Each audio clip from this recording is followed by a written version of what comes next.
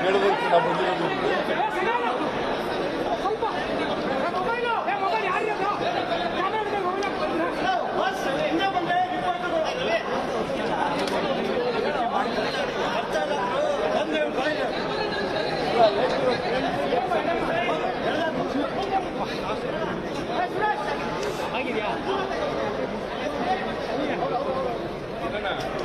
ಸನ್ಮಾನ್ಯ ರಾಜ್ಯಪಾಲರು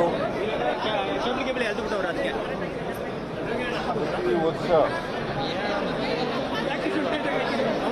ವರ್ಷದ ಆರಂಭದಲ್ಲಿ ಜಂಟಿ ಅಧಿವೇಶನ ಸೇರಿದಾಗ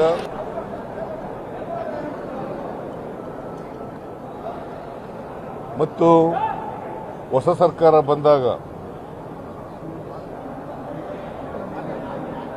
ಜಂಟಿ ಅಧಿವೇಶನ ಉದ್ದೇಶಿಸಿ ಭಾಷಣ ಮಾಡತಕ್ಕಂಥದ್ದು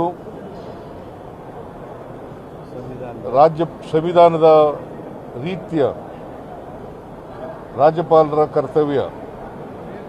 ಆರ್ಟಿಕಲ್ 176, 163 ಬಹಳ ಸ್ಪಷ್ಟವಾಗಿ ಹೇಳ್ತದೆ, ರಾಜ್ಯಪಾಲರು ಅವರು ತಯಾರು ಮಾಡಿದಂಥ ಭಾಷಣವನ್ನು ಓದಾಗಿಲ್ಲ. ಕ್ಯಾಬಿನೆಟ್ ಏನು ಪ್ರಿಪೇರ್ ಮಾಡಿಕೊಡ್ತದೆ, ಸರ್ಕಾರದ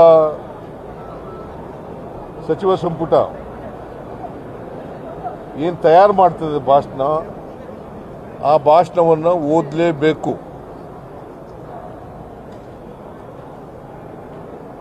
ಇವತ್ತು ಜಂಟಿ ಅಧಿವೇಶನ ಕರೆಯಲಾಗಿದೆ. ಯಾಕೆಂದರೆ ಇದು ಮೊದಲನೇ ವರ್ಷ ಮತ್ತೆ ಮೊದಲನೇ ಜಂಟಿ ಅಧಿವೇಶನ, ಜೊತೆಗೆ ವಿಶೇಷ ಅಧಿವೇಶನ ಕೂಡ ಕರೆದಿದೆ. ಕಾರಣ ಯಾಕಪ್ಪ ಅಂತಂದ್ರೆ, ಮಹಾತ್ಮ ಗಾಂಧಿ ಉದ್ಯೋಗ ಭರವಸೆ ಯೋಜನೆ ಅದನ್ನು ರದ್ದು ಮಾಡಿ, ಅದನ್ನು ರಿಪೀಲ್ ಮಾಡಿ